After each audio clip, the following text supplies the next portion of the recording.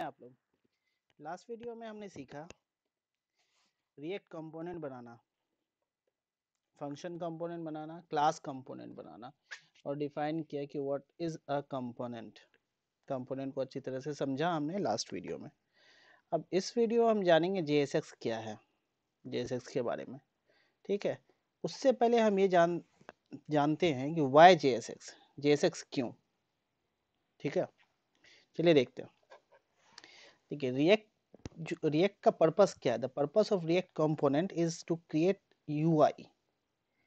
React का purpose है, React में जो भी कंपोनेंट हम बनाते हैं उसका पर्पस क्या है? यूजर इंटरफेस बनाना है, वेब पेज का यूजर इंटरफेस बनाना। ठीक है, और जहाँ पे भी यूजर इंटरफेस की बात आती है, ठीक है, वहाँ HTML की बात आ जाती है। यूजर इंटरफेस क्या है? Which is visible in the browser. Browser में हम क्या लिखते हैं? HTML लिखते हैं। डिजाइनिंग HTML में होती है, CSS में होती है। ठीक है, तो जहाँ पे भी UI की बात आ जाती है, यूजर इंटरफेस की बात आ जाती है, तो वहाँ हम HTML के बारे में सोचने लगते हैं। ठीक है, now we need to write HTML in React component which is a JS file.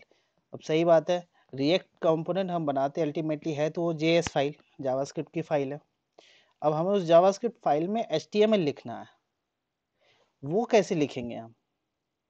ठीक है, तो उसके लिए React टीम ने क्या किया, चलिए देखते हैं।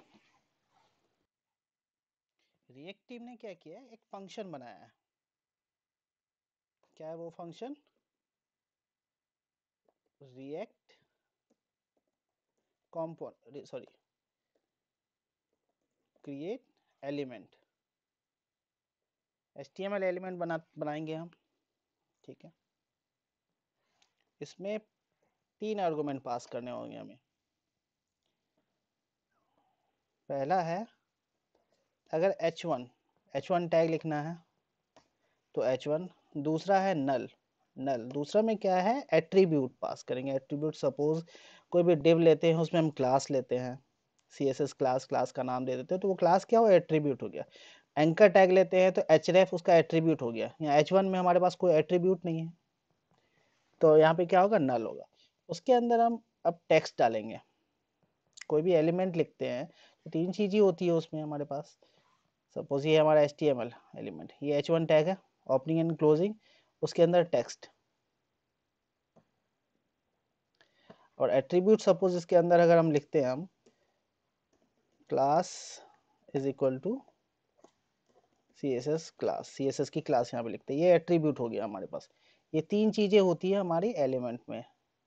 ठीक है, वो एलिमेंट बनाने के लिए रिएक्ट टीम ने क्या किया? हमारे फंक्शन दे दिया कि भाई क्रिएट एलिमेंट करके आप HTML एलिमेंट बना लो। तो यहाँ पे element created using react, create element. ठीक है, स्पेलिंग कुछ भी हो देख लेंगे बाद में। अब इसको हम करते हैं रिटर्न, और ऊपर वाले को हम करते हैं कमेंट, क्योंकि अभी हम समझ रहे हैं क्रिएट एलिमेंट यूज करके कैसे हम HTML एलिमेंट बनाएंगे अगर हम जावास्क्रिप्ट फाइल के अंदर HTML का यूज कर रहे हैं तो। ये देखिए, एलिमेंट क्रिएटेड, स्पेलिंग गलत हो गया, कोई बात नहीं, created using react create element function. ठीक है, तो रिएक्ट टीम ने क्या कर दिया भैया? क्रिएट एलिमेंट करके एक फंक्शन बना दिया, उसमें आप उसका यूज करके आप HTML आप लिखो, ये बता दिया HTML लिखने के लिए। हम एज्यूम क्या करते हैं कि हमारी रिक्वायरमेंट चेंज हो गई। हमारे पास एक डिव है, ठीक है,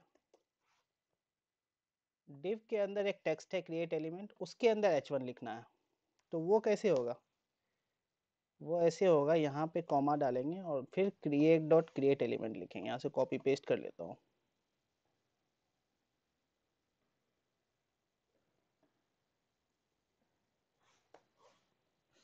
कॉपी पेस्ट कॉपी हुआ नहीं, इससे बेहतर है लिख लें react.create एलिमेंट। ठीक है, इस डिव के अंदर हमें H1 टैग ऐड करना है फिर से। तो h1 लिखा हमने, सेकंड पैरामीटर एट्रीब्यूट होगा जो कि एट्रीब्यूट कुछ नहीं है, नल डाल दें हम यहाँ पे, और तीसरा हमारा होता है टेक्स्ट इनसाइड div एलिमेंट। ये div पेरेंट हो गया, h1 चाइल्ड हो गया। अगर लिखना होता है हमें क्रिएट एलिमेंट यूज करके प्योर जावास्क्रिप्ट में, तो हम ऐसे लिखते हैं, सेव करते हैं। अब तो ये element created using react element inside div element, inspect करके चेक करते हैं क्या सही हुआ है, वैसा ही जैसा हम चाहते हैं।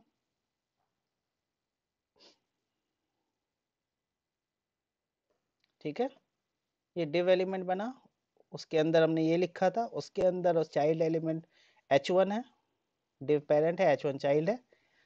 तो ये हमने रिएक्ट डॉट क्रिएट एलिमेंट जो रिएक्ट टीम ने फंक्शन बनाया था HTML लिखने के लिए, UI लिखने के लिए, वो यूज करके हमने बनाया।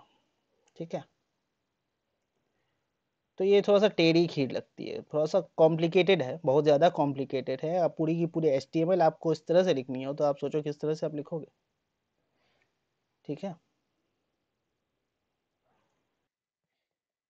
Writing HTML in JS file is a little complex, सही बात है, लिटिल नहीं बहुत ज़्यादा कॉम्प्लेक्स है। JS आप HTML लिखोगे अब JS फाइल में, तो React JS में, that is why JSX came in picture. ठीक है, अब उस कॉम्प्लेक्सिटी को कम करने के लिए JSX पिक्चर में आता है। JSX, अब JSX क्या है? स्टैंड्स फॉर जावास्क्रिप्ट XML, उसका फुल फॉर्म है जावास्क्रिप्ट XML।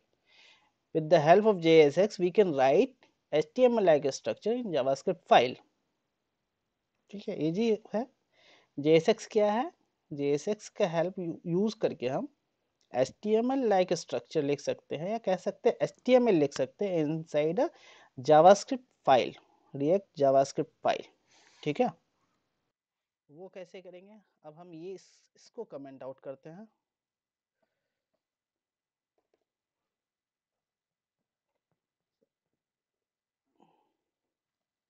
और ये जो हमने JSX ऊपर लिखा है HTML कहते हैं हम, कंफ्यूजन को बंद करने के लिए।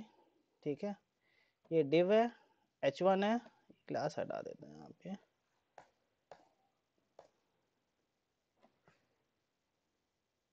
Header component JSX,